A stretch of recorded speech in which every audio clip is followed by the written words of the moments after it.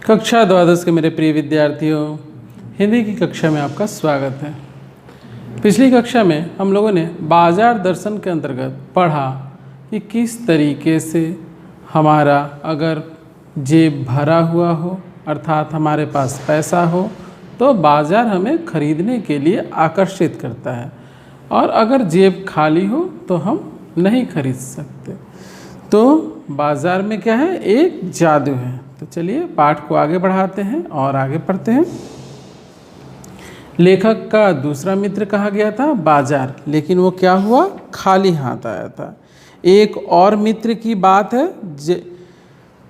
है यह दोपहर के पहले के गए बाजार में कहीं शाम को वापस आए, यानी दोपहर में गए थे और शाम को वापस आए। उनके दूसरे मित्र आए तो खाली हाथ, यानी उनके हाथ में सामान नहीं था। मैंने पूछा कहाँ रहे, लेखक ने पूछा अपने मित्र से कि कहाँ थे, कहाँ रहे तुम। बोले बाजार देखते रहे, यानी मैं बाजार को देखता रहा, मित्र ने कहा। मैंने कहा बाजार को देखते क्या रहे, क्या है बाजार में जो तुम उसको देखते रहे। बोले क्यों, बाजार को देख रहा था। तब मैंने कहा लाए तो कुछ नहीं, तुम बाजार को अगर देखते रहे यानी कुछ खरीदा होगा, लेकिन तुम्हारे हाथ में तो कुछ भी नहीं है, तो कुछ नहीं लाए तुम।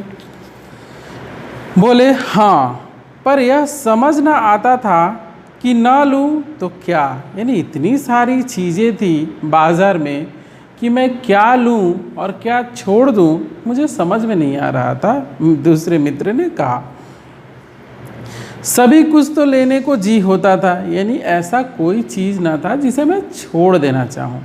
तो सब चीज़ मुझे खरीदने का मन कर रहा था। कुछ लेने का मतलब था शेष सब कुछ को छोड़ देना। बड़ी अच्छी बात कह रहे हैं कि अगर मैं उसमें से कुछ लेता तो बाकी चीज़ों को छोड़ना पड़ता, यानी सारी चीज़ें तो नहीं खरीदी जा सकती। पर मैं कुछ भी नहीं छोड़ना चाहता था, यानी सब कुछ खरीद लेना चाहता था। इससे मैं कुछ भी नहीं ले सका, यानी सब लेने के चक्कर में मैं कुछ भी नहीं ले सका, यानी मुझे समझ में नहीं आ रहा था कि क्या खरीदना है और क्या नहीं खरीदना, यानी क्या खरीदूं क्या ना खरीदूं, क्योंकि सारी ही चीज़ें मुझे आकर्षित कर रही थी और इसी चक्कर में मैं कुछ नहीं ले पाया। मैंने कहा, यानी लेखक ने कहा खूब, पर मित्र की बात ठीक थी।